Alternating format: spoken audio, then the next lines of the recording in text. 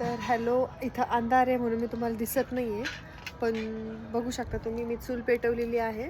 तर आज मी पहिल्यांदाच चुलीवरची बिर्याणी करते आहे. तर इथं मी कांदा वगैरे कापून घेतलेला आहे, हिमाने लसूण सोलती आहे. आता कोथिंबीर मिरच्या वगैरे, ही चूल मस्त आपली इथं पेटलेली आहे मस्तपैकी. आता बघूया बिर्याणी कशी होती. आता मी याच्यात तेजपत्ता टाकलेला आहे, पाणी उकळून ठेवायला घेतलेला आहे चुलीवर. आणि आता मी तेजपत्ता टाकलेला आहे. आता हे गरम मसाला वगैरे टाकूया याच्यात. आता मस्तपैकी लिंबू पण टाकून द्यायचा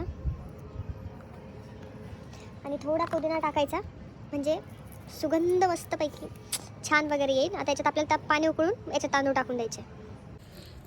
आता हा मी गरम कोळसा मस्तपैकी बिर्याणी छान वास यायला याच्यात ठेवत आहे.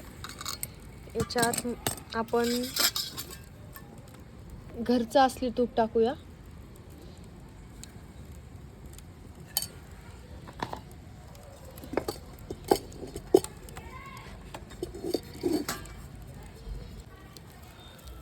याच्यात आपण तांदूळ टाकूया आता उकळायला. लय चटके लागू लागले रे हो.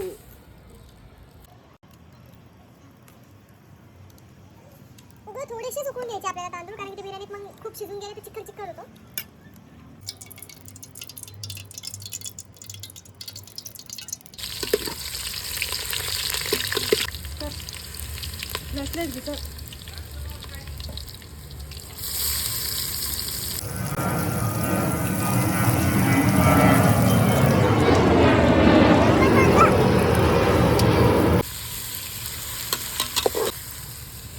तुरीचे मस्त चटके बसायला लागलेले आता.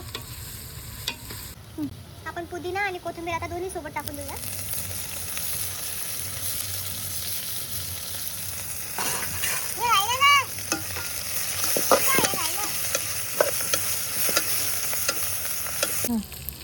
आता अद्रक लसूण टाकूया.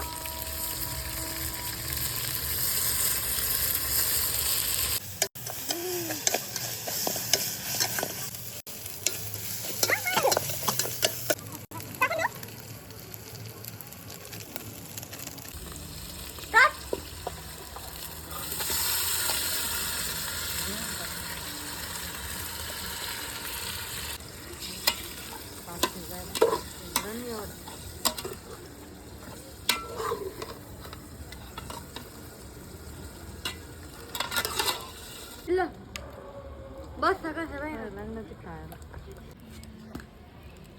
मीठ टाकूया आपण आता.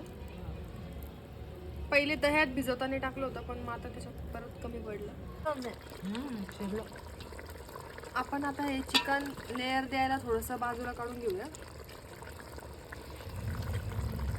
हड्डीवाली पीस खालीच ठेवायचे आहे की नाही? नाही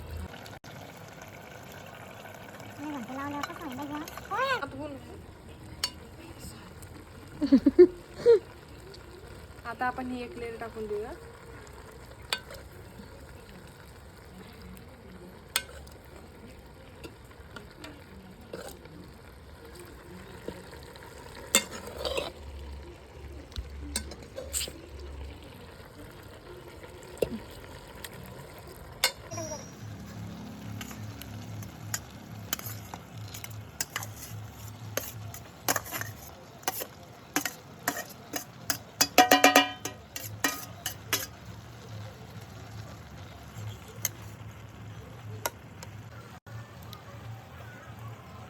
Now she is decorating the biryani.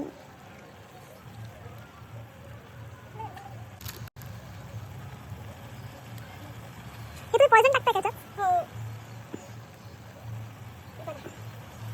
बघा ही बिर्याणी. अशा प्रकारे माझी बिर्याणी आता झालेली आहे. आपण तिला आता दम देऊया. आपण आता मस्त असली तूप त्याला वरतून थोडंसं टाकूया, ज्याचा खमंग असा वास येईल. हे तूप मी घरीच बनवलेलं आहे. कोणी बनवलं मम्मी ते तूप? माझ्या आईने हे तूप बनवलेलं आहे.